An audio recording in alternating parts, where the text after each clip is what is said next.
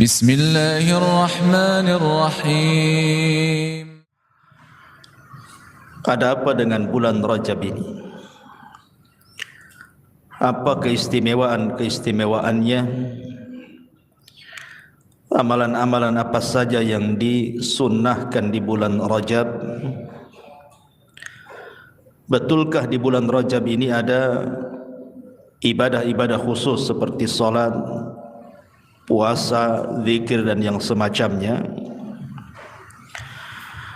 Lalu kenapa kemudian bulan Rajab digolongkan sebagai bulan Ashhurul Hurum, dan apa saja bid'ah-bid'ah yang selalu dilakukan manusia di bulan Rajab ini?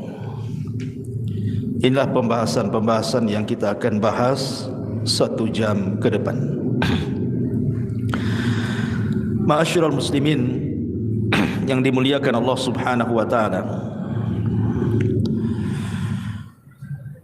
kita tahu bulan Rajab ini adalah bulan satu di antara Ashhurul Hurum, bulan-bulan yang dianggap suci. Dan itu berdasarkan dari surah At-Taubah, di mana Allah Subhanahu wa taala mengatakan, inna iddatasy syuhuri indallahi 12 syahran fi kitabillah yauma khalaqas samawati wal ard minha arba'atun hurum dzalika ad-dinul qayyim fala tadlimu fihinna anfusakum. Allah Subhanahu wa taala mengatakan dalam surah At-Taubah ayat ke-36, sesungguhnya bilangan bulan di sisi Allah Subhanahu wa taala jumlahnya 12 bulan, dan itu dicatat berdasarkan ketentuan Allah ketika Allah menciptakan langit dan bumi. Kemudian dari 12 bulan ini kata Allah, minha arba'atun hurum, ada 4 bulan yang disebut dengan Ashhurul Hurum, bulan-bulan haram, bulan-bulan suci. Dzalika ad-dinul qayyim, dan itulah agama yang lurus, agama yang adil. Fala tadlimu fihinna anfusakum, maka jangan sekali-kali kalian melakukan kezaliman di 4 bulan-bulan suci itu. Ma'asyiral muslimin yang dimuliakan Allah Subhanahu wa taala, Allah Subhanahu wa taala berfirman, wa rabbuka yakhluqu ma yasha' wa yakhtar, dan Rabbmu adalah zat yang maha menciptakan sesuai kehendaknya, kemudian dia pun memilih dari ciptaannya sesuai dengan kehendaknya. Makanya ada makhluk-makhluk yang Allah ciptakan itu lebih utama dibandingkan yang lainnya. Kalau kita cerita para malaikat, maka di sana ada Sayyidul Malaikah, pemimpinnya para malaikat. Di sana ada Jibril, di sana ada Mikail, di sana ada Israfil, dan di sana ada Malakul Maut. Itulah malaikat-malaikat yang disebut dengan Sadatul Malaikah, pemimpinnya para malaikat. Kalau kita cerita manusia, maka di sana ada para nabi dan rasul, manusia yang lebih mulia dibandingkan manusia biasa. Dan dari para nabi dan rasul pun dipilih lagi. Di sana ada 25 nabi dan rasul yang dicantumkan dalam Al-Quran. Karena para nabi dan rasul yang dicantumkan dalam Al-Quran jauh lebih mulia dibandingkan para nabi atau rasul yang tidak dicantumkan dalam Quran. Kemudian dari 25 nabi dan rasul yang dicantumkan dalam Al-Quran dipilih lagi. Di sana ada ulul azmi minar rusul. Dan itu ada 5, dimulai daripada Nuh, kemudian Ibrahim, kemudian Nabi Musa, kemudian Nabi Isa, kemudian Sayyidul Anbiya wal Mursalin Muhammadin sallallahu alaihi wasallam. Kemudian dari ulul azmi minar rusul dipilih lagi. Ada yang disebut dengan Khalilur Rahman, kekasih Allah Subhanahu wa taala. Dan itu hanya ada dua, Nabi Allah Ibrahim alaihi salatu wassalam dan Nabi kita Muhammad sallallahu alaihi wasallam. Dan dari dua nabi yang disebut Khalilur Rahman, hanya ada satu yang disebut dengan pemimpin para nabi dan rasul. Dialah Nabi kita Muhammad sallallahu alaihi wasallam, Sayyidul Anbiya wal Mursalin, Sayyidul Awwalin wal Akhirin. Kalau kita cerita hari, maka tidak ada yang lebih mulia melebihi hari Jumat. Karena Jumat itu Sayyidu Ayyam, pemimpinnya hari-hari. Kalau kita cerita malam, maka di sana ada Lailatul Qadar, malam yang satu malam anda mendapatkannya sama dengan 1000 bulan beribadah. Kalau kita cerita bulan, maka di sana ada Ashhurul Hurum, bulan-bulan yang disebut dengan bulan-bulan mulia. Dimulai dari Dzulqa'dah, kemudian Dzulhijjah, kemudian Muharram, dan bulan Rajab yang kita akan jelaskan di malam ini. Dan tentunya dari semua bulan-bulan itu ada bulan yang paling istimewa yang merupakan Sayyidus Syuhur, pemimpinnya bulan-bulan, yang disebut dengan Syahrul Ramadan. Begitulah Allah Subhanahu wa taala yakhluqu ma yasha wa yakhtar, menciptakan sesuai kehendaknya, kemudian Allah pilih dari ciptaannya. Lah bulan Rajab ini adalah bulan salah satu daripada Ashhurul Hurum. Ma'asyiral muslimin yang dimuliakan Allah Azza wa Jalla, dalam hadis yang sahih Nabi sallallahu alaihi wasallam bersabda, hadis ini dikeluarkan oleh Imam Al-Bukhari pada nomor urutan hadis 2958 dalam Sahih Bukhari. Nabi sallallahu alaihi wasallam mengatakan, as-sanatu 12 syahran. Satu tahun itu jumlahnya 12 bulan. Minha arba'atun hurum. Dari 12 bulan itu Allah kecualikan yang disebut dengan bulan-bulan suci, bulan-bulan hurum. Kemudian Rasul mengatakan thalathatun mutawaliyah. 3 bulan yang disebut dengan bulan-bulan suci itu letaknya berturut-turut. Dzulqa'dah, Dzulhijjah, Muharram. Ini berturut-turut dalam kalender Hijriah. Habis bulan Dzulqa'dah, Dzulhijjah. Habis bulan Dzulhijjah, Muharram. Kemudian Rasul mengatakan ada yang satu terpisah yang disebut dengan Rajabul Mudhar, bainal Jumada wa Sya'ban, yang terjepit di antara bulan Jumadil Akhir dan bulan Sya'ban.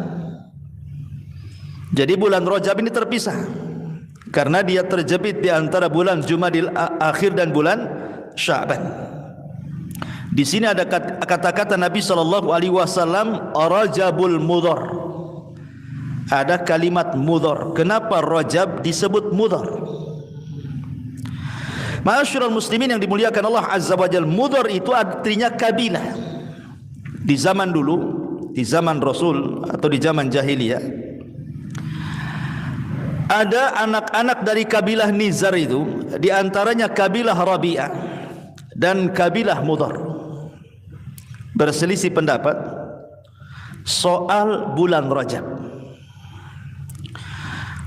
Apakah Rajab itu Rajab yang kita kenal hari ini, setelah Jumadil Akhir, kemudian Rajab, kemudian Sya'ban, kemudian Ramadan, ataukah Rajab itu adalah Ramadan itu sendiri? Kabilah Rabi'ah dan kabilah-kabilah yang lainnya menganggap bahwa Rajab itu bulan Ramadan. Makanya mereka mengharamkan tidak boleh perang di bulan Ramadan. Tetapi Mudhar mereka mengatakan Rajab ya Rajab yang kita kenal hari ini, yang jatuh setelah Jumadil Akhir, kemudian Rajab, kemudian Sya'ban, kemudian Ramadan. Dan mereka sangat mengagungkan bulan Rajab. Makanya karena kabilah Mudhar itu sangat mengagungkan bulan Rajab, sampai-sampai Rasul menasabkan Rajab itu ke kabilah Mudhar. Makanya Rasul mengatakan war Rajabul Mudhar bainal Jumada wa Sya'ban. Dan Rajab Mudhar antara Jumadil Akhir dan bulan Sya'ban. Kenapa demikian? Ma'asyiral muslimin yang dimuliakan Allah Azza wa Jalla, karena dahulu orang-orang Arab jahiliyah itu mereka kan suka perang sesama kabilah. Apabila mereka datang di bulan hurum, Dzulqa'dah, Muharram, Dzulhijjah dan juga bulan Rajab, terkadang mereka tidak mau menghentikan peperangan. Sehingga sebagian mereka itu terkadang menukar bulan-bulan hurum kepada bulan-bulan yang lainnya. Dan itu pelanggaran dalam Islam, ditetapkan dalam Islam sebagai pelanggaran.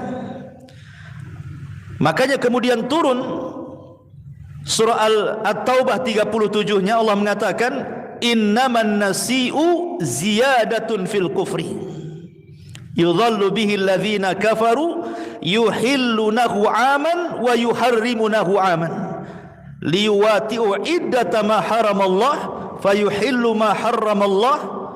Kemudian Allah mengatakan zuyyina lahum su'u a'malihim wallahu la yahdil qaumal kafirin. Sesungguhnya pengunduran bulan hurum itu hanya menambah kekafiran mereka saja. Orang-orang kafir disesatkan dengan pengunduran itu.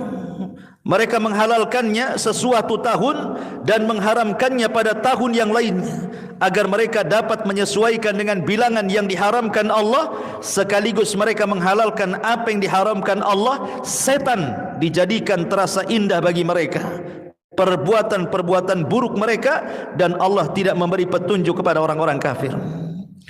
Jadi kabilah-kabilah jahiliyah itu biasa mereka menukar-nukar bulan supaya mereka bisa perang. Karena bulan hurum itu dalam tradisi jahiliyah tidak boleh perang. Bahkan juga dalam tradisi Islam juga sama. Bahkan sejak zaman Nabi Ibrahim dan juga umatnya sangat menghargai bulan-bulan hurum. Tetapi dilanggar orang-orang jahiliyah ini, kecuali kabilah Mudhar. Mereka enggak mau.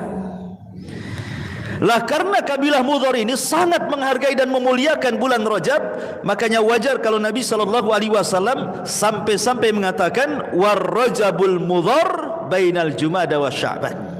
Rajab Mudhar antara Jumadil Akhir dan bulan Sya'ban. Dinasabkan bulan Rajab itu ke kabilah Mudhar karena sangat mengagungkan kabilah Mudhar kepada bulan Rajab ini. Dia tidak mau mengundur-undurkan bulan hanya untuk berperang. Ma'asyiral muslimin yang dimuliakan Allah Subhanahu wa taala. Baik, kita mulai pembahasan ini dari Asyhurul Hurum dulu. Bicara tentang Asyhurul Hurum, kenapa ada bulan-bulan yang disebut dengan bulan hurum? Salah satunya bulan Rajab. Pertama, kata para ulama, dinamakan bulan hurum itu ada dua alasan yang disebutkan para ulama. Pertama, karena hurmatul qital, diharamkan perang. Jadi orang-orang jahiliyah itu memuliakan bulan-bulan hurum. Kalau datang bulan hurum, mereka wajib berhenti perang, tidak boleh perang. Bahkan dalam Islam juga akhirnya dikuatkan dengan turunnya surah At-Taubah 36 tadi, bahwa apa yang diagungkan orang-orang jahiliyah sejak zaman Nabi Ibrahim juga berlaku dalam Islam. Tidak boleh berperang di bulan-bulan hurum. Ini yang pertama. Makanya ada hadis yang menarik sekali. Hadis ini dikeluarkan oleh Imam Al-Bukhari juga dari sahabat Al-Mahdi Ibn Maimun radhiyallahu an. Dia mengatakan sami'tu Aba Raja Al-Uttaridi radhiyallahu an yaqul. Aku mendengar Aba Raja Al-Uttaridi, dia mengatakan kunna na'budul hajar. Dulu kami di zaman jahiliyah itu menyembah batu. Fa idza wajadna hajaran huwa akhyaru minhu alqainahu wa akhadna al-akhar. Kalau kami menemukan batu yang lebih bagus, maka batu yang kami sembah kami buang, yang bagus itu kami jadikan sesembahan. Lihat orang-orang jahiliyah itu. Jadi orang jahiliyah itu nyembah batu. Jadi kalau nampak ada batu lebih bagus nih, maka batu ini dibuang, batu yang lebih bagus yang disembah. Dan seperti itu, setiap mereka menemukan batu yang lebih bagus, maka yang jelek dibuang, yang batu pula disembah yang paling bagus itu. Akalnya di mana coba? Makanya kesyirikan itu kadang-kadang menghilangkan akal tuh. Fa idza najidu hajaran jama'na juswatan min turabin. Tapi kalau kami tidak dapat batu, banyak mereka safar ke gurun pasir. Datanglah waktu ibadah mereka menyembah batu. Batunya pula tak ada. Apa yang terjadi? Maka mereka akan menggundukkan pasir. Pasir itu digunduk-gundukannya, ya, dibuat gunung-gunungan, gitu ya. Kemudian disembahnya. Subhanallah. Summa ji'na bisyati fahalabnahu alaihi. Kemudian terkadang kami datangkan kambing, kemudian kami perah kambing itu di depan gundukan pasir itu, mencari berkah dari gundukan pasir yang dianggap Tuhan tuh. Summa tufna bihi. Setelah itu kami pun tawaf di situ. Sebab di gundukan pasir tawaf gitu. Ya, orang-orang jahiliyah itu loh. Ya. Kemudian fa idza dakhala syahr rajabin. Apabila masuk di bulan Rajab, kulna, kami katakan bulan Rajab itu munassilu al-asinnati.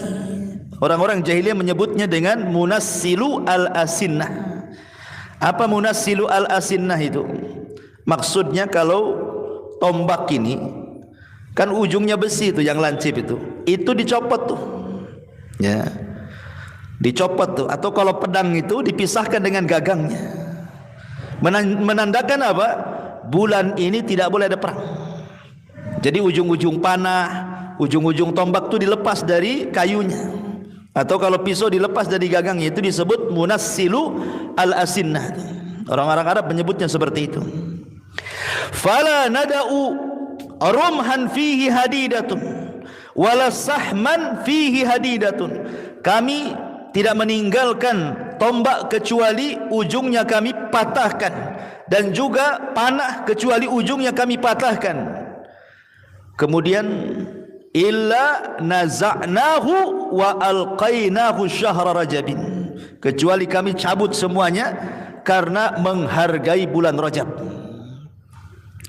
Dari sini kita tahu bahwa kenapa bulan Rajab itu sangat dimuliakan di zaman jahiliyah dan juga dimuliakan dalam Islam, karena hurmatul qital. Di sana ada kemuliaan, tidak boleh orang berperang. Makanya mereka akan menyimpan senjata-senjata mereka dengan melepaskan ujung-ujung panah dan tombaknya itu. Makanya disebut bulan Rajab itu Ashhurul Hurum. Ini satu. Yang kedua disebut Ashhurul Hurum, di antaranya Dzulqa'dah, Dzulhijjah, Muharram dan bulan Rajab itu. Kenapa? Karena hurmatiz zulmi. Karena mengharamkan kezaliman, di mana orang yang melakukan kezaliman di bulan-bulan hurum termasuk Rajab, dosanya jauh lebih besar dibandingkan dia lakukan di bulan-bulan yang lainnya. Dan itu disebutkan oleh ahli tafsir, di antaranya Al-Imam Qatadah. Al-Imam Qatadah rahimahullahu taala mengatakan, qala Qatadatu fi qawlihi fala tadlimu fihinna anfusakum. Berkata Imam Qatadah ketika mentafsirkan, janganlah kalian berlaku zalim di bulan-bulan suci itu. Apa kata Imam Qatadah? Inna zulma fi ashhurul hurumi a'zamu khati'atan wa wizran minaz zulmi fi ma siwaha, wa in kana zulmu ala kulli halin aziman walakinnallaha yu'azzimu min amrihi ma yasha.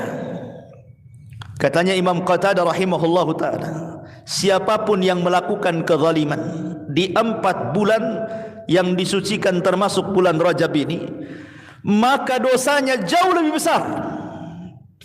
Dosanya jauh lebih besar dibandingkan dia melakukan kezaliman di luar bulan-bulan hurum ini. Walaupun pada dasarnya kezaliman dilakukan di bulan mana saja tetap berdosa sebenarnya. Tapi kalau dilakukan di bulan Dzulqa'dah, dilakukan di bulan Dzulhijjah, dilakukan di bulan Muharram, dilakukan di bulan Rajab, maka dosanya jauh lebih besar dibandingkan Anda melakukan di bulan-bulan yang lainnya. Dari sini ma'asyiral muslimin, kenapa bulan Rajab itu juga disebut Ashhurul Hurum? Ma'asyiral muslimin yang dimuliakan Allah Azza wa Jalla, makanya apabila datang bulan Rajab, para ulama banyak yang memberikan wasiat kepada kita, menasihati kita, jangan sampai melakukan kezaliman, berhenti, karena dosanya akan dilipat gandakan di sini. Dan kezaliman itu kan macam-macam tuh. Ada yang sifatnya zalimun li nafsi, seseorang menzalimi dirinya sendiri. Ada yang sifatnya zalimun li ghairihi, dia melakukan kezaliman kepada yang lainnya. Seperti seseorang yang sudah berkeluarga zalim kepada keluarganya, tidak memberikan hak-hak kepada istrinya, melakukan kezaliman kepada keluarganya dengan tidak memberikan nafkah kepada mereka, tidak mentarbiah mereka, membiarkan mereka bermaksiat kepada Allah Azza wa Jalla, itu zalim. Atau kezaliman bagi yang punya anak, membiarkan anaknya tidak dididik, membiarkan anaknya besar tanpa ada bimbingan ibadah kepada Allah Azza wa Jalla, menjadi anak-anak nakal dibiarkan saja, itu kezaliman juga. Atau kezaliman kepada tetangga, tidak memberikan hak-hak kepada tetangganya. Atau kezaliman kepada manusia secara umum, zalim ketika jual beli, mengurang-urang takaran, mengurang-urang timbangan, mengurang-urang meteran gitu ya, menipu orang, mengambil hak orang dengan cara paksa dan begitu seterusnya, ini zalim juga ya. Atau zalim kepada diri sendiri, seperti Allah Subhanahu wa ta'ala memberikan telinga agar kita menjaga amanah telinga. Tak jarang kita tidak sanggup menjaga amanah telinga itu. Contohnya apa? Contohnya kisah Atikah ketika bermimpi, mimpinya diceritakan kepada Abbas. Abbas, saya bermimpi, tolong jangan ceritakan sama orang ya. Kata Abbas, ya, saya akan rahasiakan. Tiba-tiba Abbas ketemu dengan Utbah ibn Rabi'ah. Wahai Utbah, saudariku Atika bermimpi, tolong jangan ceritakan sama orang ya. Saya ceritakan sama kamu saja. Ya, kata Utbah itu. Utbah pula ketemu anaknya Al-Walid. Walid, saya baru berjumpa dengan Abbas. Katanya saudarinya baru bermimpi, mimpinya seperti ini, tapi jangan kau ceritakan katanya. Walid pula datang ke Ka'bah, jumpa pula dengan Abu Jahal, cerita pula sama Abu Jahal. Coba bayangkan, itu orang yang tak tahu amanah dengar, ya kan? Di masyarakat kan gitu ya. Ana mau cerita sama antum, tolonglah jangan ceritakan. Tahu-tahu habis dicerita, besoknya satu kampung tahu. Coba, siapa yang menceritakan nih? Itu orang yang tidak pernah tahu dengan amanah dengar ya. Contoh kecil saja di masyarakat itu kan zalim kepada diri sendiri namanya. Atau Allah berikan mata, kita memandang yang haram, zalim kepada diri sendiri. Allah menganugerahkan lisan agar kita mengucapkan yang santun, kalau tidak bisa diam malah untuk ghibah, untuk merendahkan, menghina, macam-macam dosa lisan itu. Zalim kepada lisan sendiri. Dan begitu seterusnya. Zalim kepada harta, diinfakkan kepada maksiat kepada Allah Subhanahu wa ta'ala. Atau zalim seorang hakim di pengadilan, memutuskan yang merugikan orang, mendatangkan saksi-saksi, membayarnya dan begitu seterusnya. Atau mungkin zalim lebih daripada itu, diberikan kekuasaan malah kemudian menzalimi orang-orang yang di bawahnya. Dan banyak kezaliman.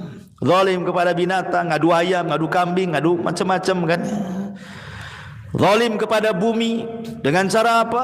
Menebang kayu, mendegang pohon, akhirnya banjir, macam-macam. Itu zalim semuanya ya. Jadi zalim yang dilakukan di bulan Rajab dan 3 bulan Hurum, Dzulqa'dah, Dzulhijjah, Muharram, ataupun maksiat secara umum, maka dosanya akan dilipat gandakan oleh Allah Subhanahu wa taala dibandingkan dia melakukan di bulan yang lainnya. Inilah sebabnya kenapa bulan itu disebut bulan hurum, karena dua perkara. Pertama, karena dilarang perang, karena bulan itu mulia. Yang kedua, dilarang melakukan kezaliman, baik zalim kepada Allah, tidak sholat, tidak mau baca Quran, tidak mau berzikir dan begitu seterusnya gitu ya, atau zalim kepada diri sendiri atau zalim kepada orang, maka semuanya berhenti di bulan Rajab. Jangan melakukan kezaliman. Baik, ma'asyiral muslimin yang dimuliakan Allah Subhanahu wa taala, kalau kita sudah tahu secara umum Asyhurul Hurum, kita fokus kepada bulan Rajab. Ikhwan, bulan Rajab ini adalah bulan yang sangat luar biasa. Sampai-sampai kata Al-Hafidh Ibnu Rajab rahimahullahu taala, dia mengatakan bulan Rajab itu adalah syahru zar'in, dan Sya'ban itu syahru syakin, dan Ramadan itu syahru hasadin. Rajab itu bulan menanam, Sya'ban itu bulan mengairi, dan Ramadan itu bulan panen. Kalau saya analogikan ikhwan, antum punya ladang. Sebelum antum tanam, tentu ladang itu kan kita garap dulu, kita cangkuli dulu, atau mungkin kalau punya sapi ya mungkin digeret sapi dulu, atau mungkin pakai traktor dan yang lainnya kan, supaya empuk tanah itu. Kemudian ditebar pupuk, baru kemudian kita tanam biji itu. Setelah kemudian kita siram biji itu, kemudian jadilah dia pohon, mulai tinggi, kemudian keluar daunnya, kemudian membesar. Lah sampai sini ini disebut bulan Rajab. Kemudian setelah besar, maka pohon itu kemudian mulai keluar bunganya, kemudian keluar buahnya, kemudian membesar. Ini disebut Sya'ban. Kemudian setelah matang buahnya, siap panen, maka panen itulah disebut Ramadan. Ma'asyiral muslimin, kenapa ulama mengistilahkan Rajab itu seperti itu? Begini, orang kalau datang Ramadan, kenapa banyak orang futur coba di bulan Ramadan itu? Taraweh malas, imam kepanjangan protes, ya kan? Sehingga akhirnya cari-cari masjid, mana yang paling singkat itu pula yang paling ramai di situ. Mana yang paling ramai itu pula, yang paling panjang itu pula yang ditinggalkan orang. Ayo kita sholat di masjid itu, nggak bisa, panjang kali imamnya itu. Al-Baqarah pula dia libas di situ katanya. Sydney sajalah katanya. Kenapa? Enak tuh, rakaat keduanya kulhu aja katanya. Itu kan ada. Kok orang bisa futur loh? Ramadan ini loh bulan pintu sorga dibuka, pintu neraka ditutup, setan pula diikat. Banyak orang baca Quran, banyak orang berzikir, dia pula malas kan, aneh kan. Kalau umpamanya di bulan-bulan yang lainnya Anda malas ibadah, wajarlah, setan pun tak diikat, neraka pun dibuka, pintu sorga pun ditutup. Ini bulan jelas-jelas pintu sorga dibuka, pintu neraka ditutup, setan pula diikat. Kok bisa malas?